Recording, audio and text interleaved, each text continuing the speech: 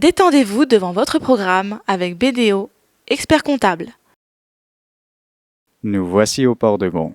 Bien que cet endroit ait été chamboulé dû à la crise sanitaire ainsi qu'à l'abaissement du pont de Pont-sur-Yonne, ce nouveau bateau offrira des cadeaux de Noël en avance cette année.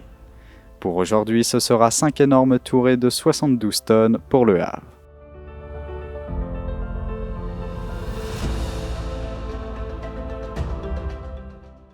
Voilà, le port, donc il a 11 ans. En fait, il a été livré en 2010. C'était un projet qui avait été travaillé par l'ancien président de la Chambre de commerce, Gaston Simonato, qui était convaincu en tant qu'industriel qu'il fallait effectivement une solution fluviale et maritime en Haute-Bourgogne, en connexion des ports de Normandie. On est maintenant une dizaine de salariés en fait à travailler à l'exploitation. Donc nous, on est vraiment spécialisés dans le transport de marchandises qui partent au bout du monde. On les récupère chez nos clients, on les embarque sur des modes alternatifs, donc du fluvial, mais on fait également du ferroviaire.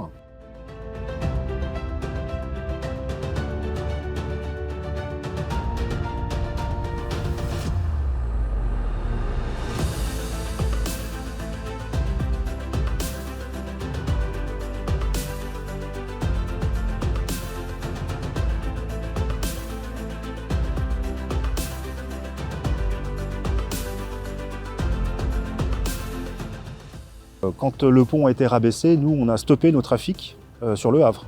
On n'avait plus aucun trafic sur le Havre. On a dû se détourner sur des bateaux plus petits qui pouvaient passer sous le pont de Pont-sur-Yonne. Donc pendant presque 8 mois, 7 mois, on a eu un arrêt total des trafics sur la Normandie. Pourquoi? Puisqu'on n'avait pas de cale, donc de bateaux adaptés à ce passage de Pont-sur-Yonne. Alors pourquoi cette unité fluviale elle est adaptée? En fait parce qu'elle est ballastable. Ballastable, c'est-à-dire qu'on peut mettre de l'eau dans les parois sans toucher la marchandise et le bateau va pouvoir s'enfoncer.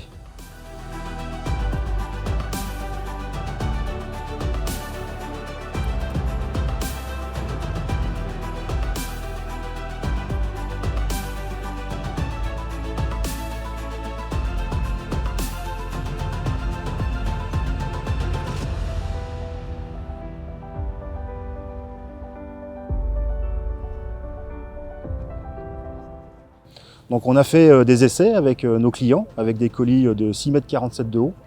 Et on a pu constater effectivement qu'on passait sous le pont sur Yonne de très peu, de 10 à 15 cm sur 86 mètres de long, c'est vraiment très très peu. Mais c'était dans du colis extrême à 6,47 m, considérant que nos colis généralement sont un petit peu moins hauts. Sur ce dossier-là, on est sur de l'exportation sur l'Allemagne. Donc en fait, ce sont des colis qui vont partir donc sur le Havre, dans un premier temps, qui vont embarquer après dans un fluvio maritime, un petit navire maritime, qui va donc faire un stop sur un point GPS en Allemagne, sur un quai bien spécifique. Et de là, effectivement, les tourées vont être déroulées, entre guillemets, puisque c'est du câble en fait, qui est enroulé sur le propre touret, pour une liaison donc, électrique haute tension entre le nord de l'Allemagne et le sud de l'Allemagne.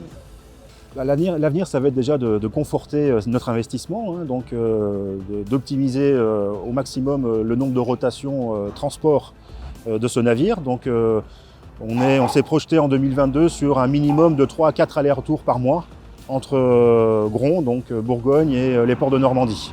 Donc ça va être l'optimisation et l'amortissement de ce navire. Et puis on est déjà en train de réfléchir avec d'autres mariniers pour voir si on ne franchirait pas le cap d'un nouvel investissement sur une autre unité fluviale, auquel cas là effectivement on rentrerait vraiment dans le métier d'armateur pur et dur.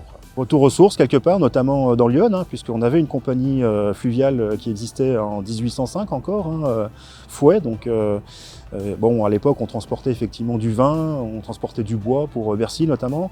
Et là donc effectivement 200 ans plus tard, on relance cette activité d'armement fluvial, mais cette fois-ci pour du transport de produits à forte valeur ajoutée avec les colis industriels, quoi.